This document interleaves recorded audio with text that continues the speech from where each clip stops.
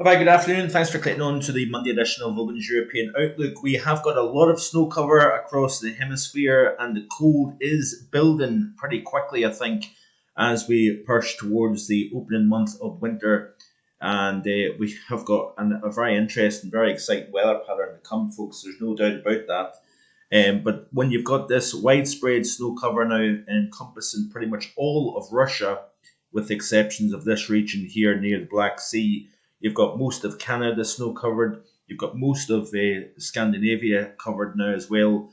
That area of reflectivity has expanded significantly, and the temperatures at the surface are responding very nicely indeed. We've now seen the first minus 45 in Canada, and in fact, Eureka in Nunavut territories saw a temperature of minus 45 on the 27th of November, and that is in fact the coldest November temperature for this station since 1989, and it is also the first minus 45 of the season in Canada. We've also seen the first minus 50 within Russia, a temperature of minus 50.9 recorded at Oymyakon, the pole of cold. So that area of reflectivity is now starting to see the temperatures respond very significantly indeed. And what a weather pattern we have coming up here, folks. The big question mark, of course, is the details, the finer details. The large scale setup is very much, it's getting closer to written in stone. It's getting closer. We are seeing the large scale shift in the warming that we've had throughout the month of, or the majority of the month of November across particularly mid-latitude Europe and Asia. It's been very, very mild compared to normal.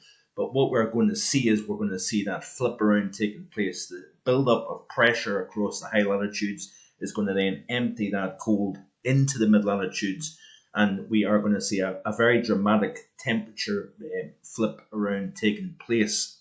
And you can see here, let's have a look at the upper level chart here, because it's pretty much like a winter weather lover's dream. Of course, it comes at a price, a very big price at that, with heating bills through the roof, people struggling, and they've got the option of heat or eat. It is a dire situation, and it is a very concerning situation.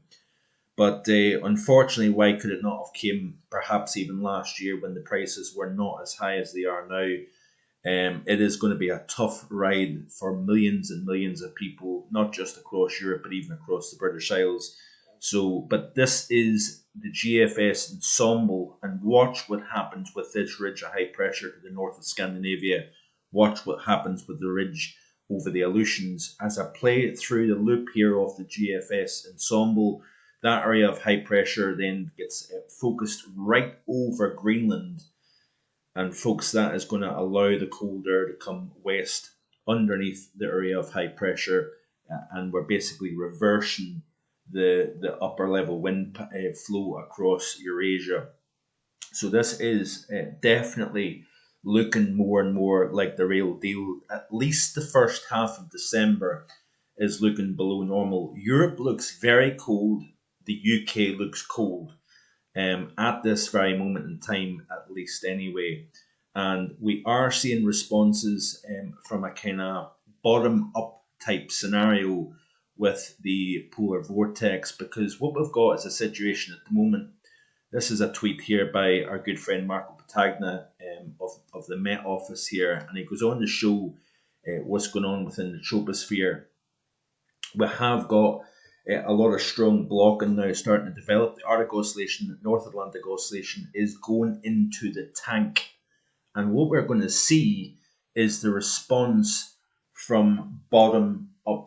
So instead of it being a case of we've got a sun stratospheric warming where we see a 50 Celsius rise in temperature within a couple of days, what we're seeing is we're actually warming the atmosphere from bottom up. So we're going to increase the pressure. We're going to then force influence up the way through the atmosphere instead of it being from top down, which is perhaps a little bit unusual actually to see that.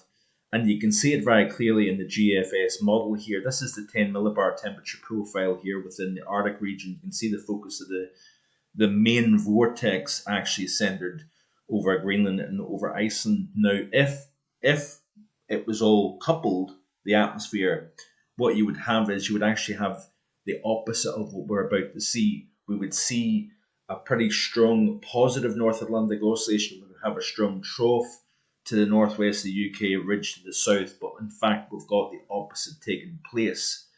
And this is the current here. This is 168 hours from now. Paying attention to this warming taking place over Siberia. Is it perhaps because we've got a 1060 millibar high developing over over Siberia? Quite possible. Look at this here. By the time we reach, 240 hours, this is 10 days from now. Very strong polar vortex. Notice that 10 millibars here, and then even all the way out to 384 hours. This is a long way out, but we're continuing to see the warming take place over Siberia. Is that a harbinger of things to come later down the road?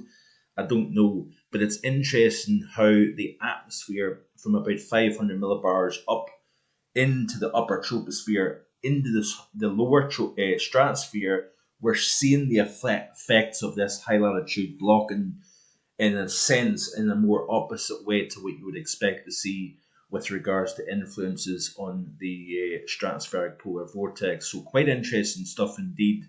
But this, folks, this is the 10 to 14 day 500 millibar geopotential height anomaly chart here. So we've got cold now focusing over Eastern Asia, Western Europe, and North America here. The big three industrial centres of the planet is going to turn very, very cold indeed, and putting a strain on the pocket of many, many millions of people. This is the same period, and this is the 2 meter temperature anomaly chart here. A lot of northern portions of Asia cold, much of North America is cold. Notice here the warming over northern portions of Canada and Greenland due to that high latitude blocking. The UK, like I say, is cold, whereas I think Europe is going to turn very cold.